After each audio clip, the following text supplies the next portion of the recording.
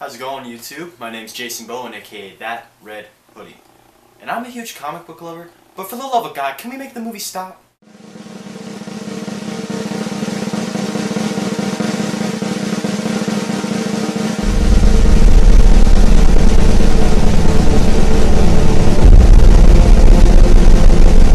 Holy shit, someone stop the movies! Disclaimer, this video contains spoilers for some movies, yelling, cursing, and a whole lot of opinions.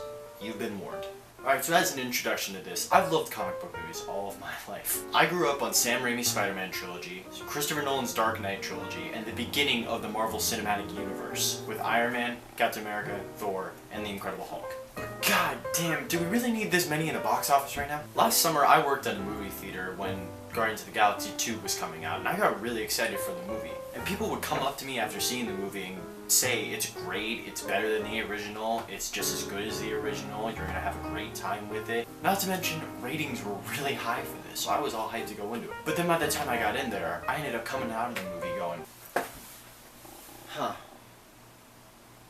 Why didn't I like that? And honest to God, I think it's because all Marvel movies, well, I shouldn't say all Marvel movies. I think it's because all superhero movies are becoming just the same thing. And you know, later some trailers dropped for Justice League, Thor, and Kingsman, and because I'm a DC fanboy, I liked Justice League at the time. We're not going to talk about Justice League. But then Thor Ragnarok had Hulk coming out, and Kingsman was bringing in something new that wasn't in the comics, and I was going, bring it! And then by the time November hit, I just ended up going, but I was so excited! Now, don't get me wrong, I know everybody loves Ragnarok because it's great, it's very 80s style, it's got a lot of good humor in it, and I loved it too. But it just felt like one of those movies that you go into it for the fanboyism, not for the story. Ragnarok just seemed like another fun Marvel movie to me.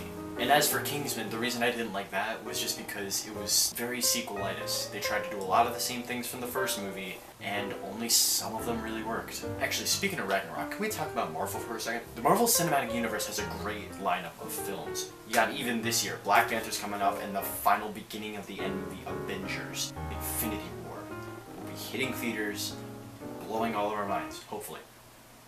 Hopefully blowing all of our minds. And the startup of the cinematic universe is, I think, what really dragged me in, especially as a kid. You got Iron Man, you got the Incredible Hulk, you got Captain America, you got Thor, you got Hawkeye and Black Widow on the side that everybody's going, who the hell are these people? And because I grew up at least knowing of these characters, it really got me interested to know who they really are. But then after the great climax that was the first Avengers, it seemed a little bit like every movie that came out afterwards was just another Disney humor kind of Marvel movie. And they all really flowed with the same story and the same humor, and just nothing became memorable about them. Just to give you an example, can anybody out there, without looking it up, hum to me or sing to me the tune from Ant-Man, because I can't even think about it right now. Or by any chance tell me a great villain that wasn't Loki or Red Skull.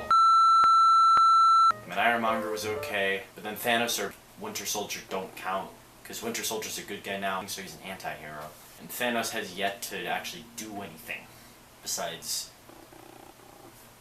be menacing. Hell, are there really any memorable lines from Justice League? Now I'm moving over to the DC side because, hey, we're not that great either. I wish we were. Look, I understand a lot of people really love these movies, and I love them too. But do we really need 9 of them a year from Disney, Fox, Warner Brothers, and Sony? Ooh, spoke too soon, I guess, on that. This is just Disney, Warner Brothers, and Sony now. Yay. You gotta love that Disney monopolization. Eventually, they're just gonna take over the country. Let me give you the basic synopsis for most superhero movies that have come out recently. An origin story of a character. A main character who's misunderstood, has a sweet side. They get a chance to prove themselves or come of age. A villain who's got the same tech, power, or money in order to fight that hero with either the same fighting style or something similar. They also might have a connection to the character, whether it's through business or family or some form of mythology. The hero has to go through big sacrifices or a large amount of fighting to prove themselves and be able to save the day. And in the end of the story, they get the insert love interest here, while also fighting the final battle that you've been waiting the entire movie to see that's either too long or too short. Now granted, not all superhero movies do this. In the past year, we got Wonder Woman and Logan, who did something completely different, and I love that. Wonder Woman was a very meaningful movie about being as strong as a woman and finding that you have the potential to be a symbol for people out there. Because there isn't a need to search for these symbols, you can just be one. Now granted, it does fall under some of those categories I just mentioned, especially the final battle thing. I couldn't help but laugh seeing Professor Lupin and his mustache sticking out of the Ares helmet. God damn it, DC. We'll get there one day. And then we got Logan, which is one of the first movies in forever to actually make me almost cry in theaters. God, that movie. That movie.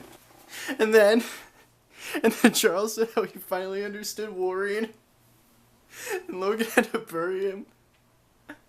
And X-23 turned his cross into an X at the end of the movie.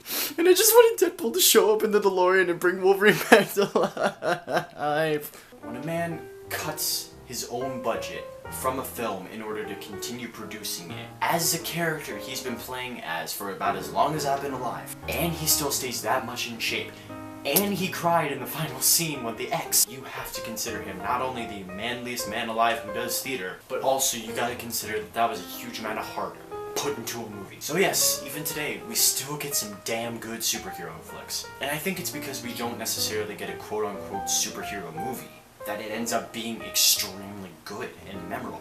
Think of Sam Raimi's Spider-Man, for example. This wasn't a movie about Spider-Man trying to be a good hero, unlike Homecoming at least. The trilogy is about multiple stories, about a man trying to continue being an icon for the city, as well as just get through college and be a photographer and stay a good man. Christopher Nolan's Dark Knight trilogy, not about Batman saving the city because he's Batman. It's about the choice of either rising up from those depths of depression to become a hero, while some other people choose to go another way from those depths of depression, therefore becoming something worse and villainous. Even in the early MCU movies, you got Iron Man, a story about a man who's just a billionaire and doesn't give a shit about anything, realizing what his weapons do to other people and how they hurt, and wants to redeem himself as a person. Captain America the First Avenger, the story about a kid from Brooklyn that just wants to fight bullies and make sure everyone's okay. The fucking Avengers, a story about people that put aside their differences, whether it's personal or with each other, to save a human race that they believe deserves saving.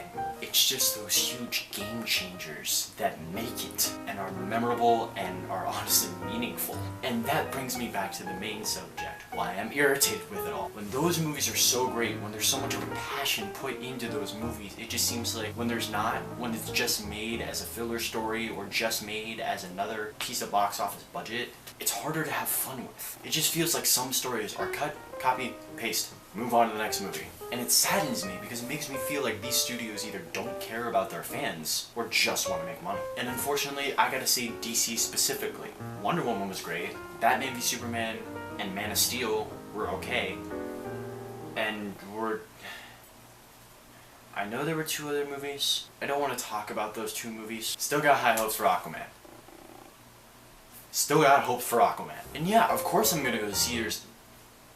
And yeah, of course I'm gonna go to theaters and see these movies because it's great to see the characters I read about coming to life. But when no one puts their heart and soul into these movies, and there's like 9 of them a year, hard to love them. And it makes them feel a lot less special. That's also why when characters like the Red Hood or Moon Knight, for example, come to the big screen, or the small screen for that matter, I'm gonna be so scared because I don't know if someone's putting their absolute heart into this and thinking, man, I want to tell a story. I want to be that person that makes this character memorable, or it's just the studio saying, fanboy service.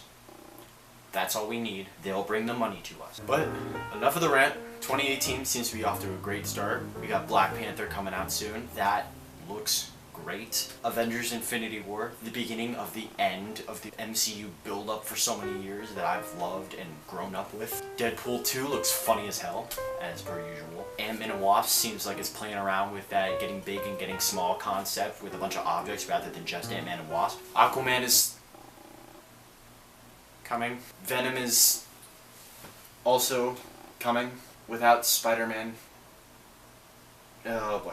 Well, we'll see where this goes.